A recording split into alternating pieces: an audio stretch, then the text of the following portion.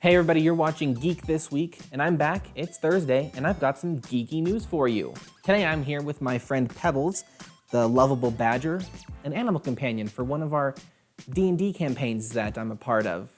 He likes blueberries. Anyways, the geeky news we've got for you today is some Magic the Gathering Arena news. They're bringing back some old cards to be new again. They're awesome, they're fun, it's gonna be exciting.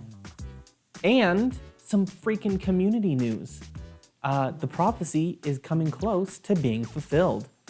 Is that movie coming soon? We don't know yet, but we still have some news for you, all on Geek this week. This week in gaming, Ubisoft has announced an E3-style digital showcase event, Ubisoft Forward. This July 12th, Ubisoft plans to hold this digital event to showcase its upcoming projects and share with us exclusive game news, reveals, and more. We'll see if any of that includes some gameplay trailers too. I think it's fair to expect some actual gameplay from Assassin's Creed Valhalla.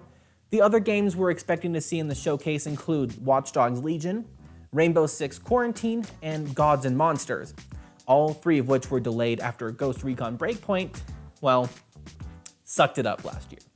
What would be dope to see is the pirate adventure game Skull and Bones resurface. It would at least be nice to know it hasn't been keel-hauled. Had to throw a pirate joke in there. I'm sorry. I'm not sorry. After Godzilla invaded MTG, Magic Arena is getting ready for its next update coming May 21st. And it's reintroducing us to some cards from the Historic Library, a part of the Historic Anthology 3 set. Two confirmed cards that we're getting are Ancient Ziggurat, a land card used only to cast creature spells, and Maze's End, another land card that's great for gate decks as it lets you find gate cards in your deck and inevitably win with 10 gates. Along with the Historic Anthology 3 set, we're getting ranked queues that will allow players to see just how much better they are than me at Magic the Gathering. MTG Arena has been a great window into MTG from PCs. Allowing old cards to be played has made it a lot more fun for people yearning to hold on to their powered decks of the past. Also, it's nice to have an MTG game that doesn't have a trash UI. This week in streaming services. Well, we're getting closer to a community movie. Coming May 18th, the cast of the show, including Donald Glover, will be doing a remote table read of the episode Cooperative Polygraphy. The episode takes place in the Greendale Library just after Pierce Hawthorne's funeral, where the characters are questioned by Pierce's estate executor and given their final gifts. Everyone is coming back for this: Joel McHale, Gillian Jacobs, Danny Pudi, Yvette Nicole Brown, Allison Brie, Jim Rash, Ken Jeong, and Donald Glover. Troy might have a beard now, though. We're also getting a guest appearance of Pedro Pascal, who will play the estate executor.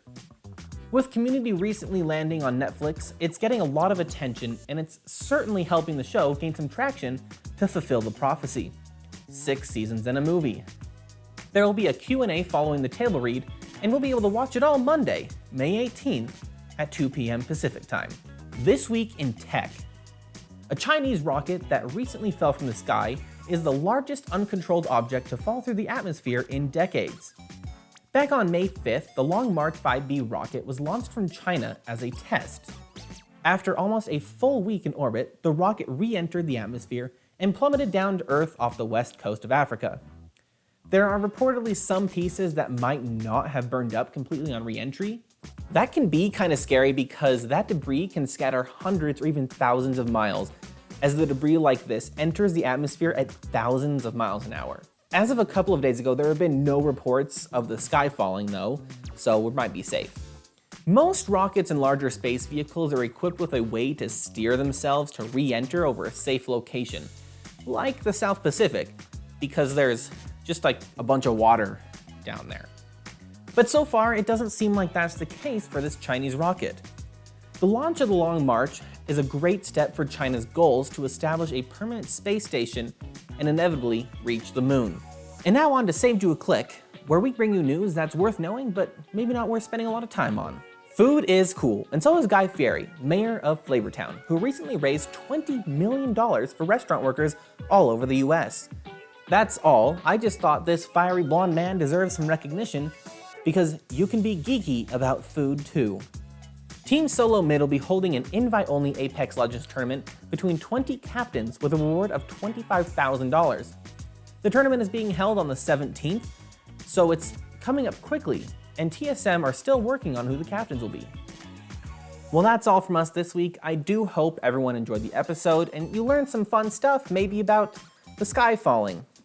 Or maybe you're just as excited for the Community movie as I am. That prophecy does need to be fulfilled.